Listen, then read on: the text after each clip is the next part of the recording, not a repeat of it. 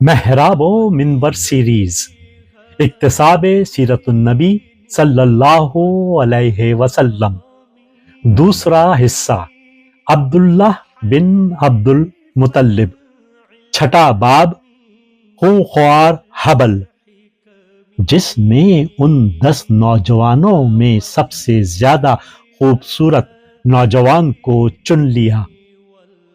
تحریر محمود فاروقی، آواز و پیشکش مشہود فاروقی۔ حبل کے فالگیر کی آواز کعبے کے اطراف گونجتی رہی۔ یہ بڑا ماہر فن آدمی تھا۔ آواز کے اتار چڑھاؤ کا نفسیاتی طور پر کیا اثر ہوتا ہے خوب جانتا تھا۔ ایک گونجدار فقرے کو بار بار اس طرح دہرایا جائے کہ لہجہ بتدریج ہلکا اور مدھم ہوتا چلا جائے تو پوری فضا پراسرار ہو جاتی ہے، اور یہ سارا گورکھ دھندا آوازوں کا ہی تھا۔ پتھر اور لکڑی کے بے جان گونگے اور بہرے بت کیا سنتے اور کیا جواب دیتے۔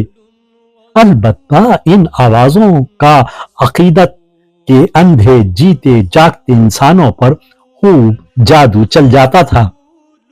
چنانچہ جب اس صبح سورج کی چڑھتی دھوپ میں حبل کا فال گیر اس جملے کو کہ اے حبل، عبداللہ کے بیٹوں میں سے کسی ایک کو قبول کر لے، کڑک کر ادا کیا تو لوگوں کو ایک جھرجھری سی آ گئی۔ فالگیر آسمانوں کی طرف سر اٹھائے، بھیانک دیدے پھاڑے اس طرح گھور رہا تھا جیسے حبل بہت اوپر نیلے آسمانوں کی تہوں میں کہیں چھپا ہوا ہے۔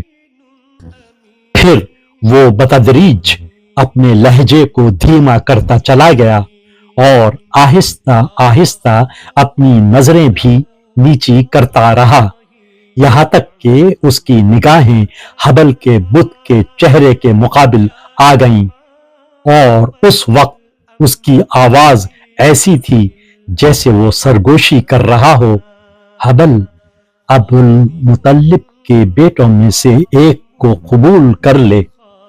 ایک مدھم سرگوشی جو ساکت و صامت مجمع میں تیزی سے سرسراتی ہوئی اس طرح گزر گئی جیسے سنسناتا ہوا پردار تیر، اور ان خود فراموش لوگوں کو یقین سا آ گیا کہ حبل فالگیر کی درخواست کو سن رہا ہے۔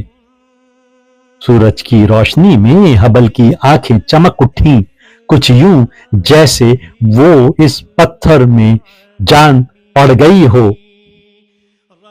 مسحور نظروں سے ٹکٹکی لگائے دیکھنے والوں کو تو شاید اس کے لب بھی ہلتے ہوئے دکھائی دیے ہوں، جیسے وہ فالگیر کی درخواست کا جواب دے رہا ہو۔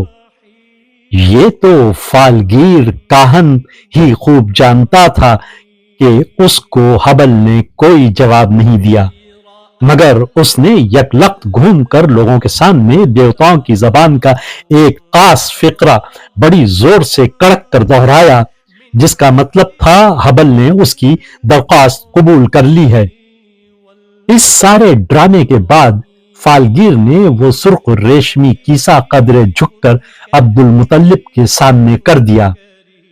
اب سارا معاملہ اپنے انتہائی عروج پر پہنچ چکا تھا۔ ہزاروں نظریں عبد المطلب کے چہرے پر جمی ہوئی تھیں۔ وہ مجمع ایک ابلتی ہوئی دیگ کی طرح تھا، وہ جس کا منہ اچھی طرح بند کر دیا گیا ہو، لیکن وہ اندر ہی اندر جوش کھا رہی ہو۔ دلوں کی دھڑکن اور اترتی چڑھتی سانسوں کی سائیں سائیں اس سر بند دیگ کے اندرونی جوش و خروش کا واضح ثبوت تھی۔ عبد المطلب 2 قدم آگے بڑھے، لوگوں کی نظریں بھی آگے بڑھیں۔ عبد المطلب نے اپنا سیدھا ہاتھ اٹھایا، لوگوں کی نظریں بھی اس کے ساتھ ساتھ اٹھیں۔ عبد المطلب کا ہاتھ بس ایک بار لرز سا گیا، لوگوں کی نظریں بھی لرز گئیں۔ جیسے کسی تنے ہوئے تار میں لرزش پیدا ہو گئی ہو۔ عبد المطلب لمحے بھر کے لیے رک گئے۔ لوگوں کی نظریں ان کے چہرے پر جا پہنچی۔ عبد المطلب کے چہرے پر سکون تھا، مگر وہ سکون کس قدر خوفناک اور لرزا دینے والا تھا۔ یہ ایک ایسے باپ کا چہرہ تھا جو اپنے ہاتھ سے اپنے ایک بیٹے کے ذبیحے کا فیصلہ کرنے والا تھا۔ لوگ خاموش ان کو تکے جا رہے تھے۔ جو کچھ ہونا ہے جلد ہو جائے۔ خاموش نگاہوں کا یہ متفقہ مطالبہ عبد المطلب کے چہرے میں پیوست ہوتا چلا گیا۔ وہ اس خیال انگیز لمحے سے چونکے اور انہوں نے اپنا ہاتھ اس ریشمی کیسے میں ڈال دیا۔ ان کی پلکیں ان کی آنکھوں پر ڈھلک سی گئیں۔ جس تیزی سے انہوں نے کیسے میں ہاتھ ڈالا تھا اسی تیزی سے باہر کھینچ لیا، جیسے ان کا ہاتھ کسی انگارے سے چھو گیا ہو۔ ان کی چٹکی میں ایک بے نوک تیر تھا۔ فالگیر نے جھک کر اس تیر کو دیکھا۔ سہیل!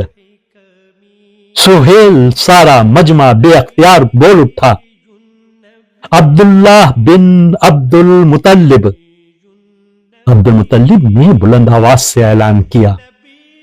سر بند دیگ کا ڈھکنا یک بارگی اڑ گیا اور سارے مجمع میں ایک ولولہ و جوش سا پھیل گیا۔ سب ایک ساتھ بول اٹھے تھے اور ملی جلی آوازوں سے حرم گونج رہا تھا۔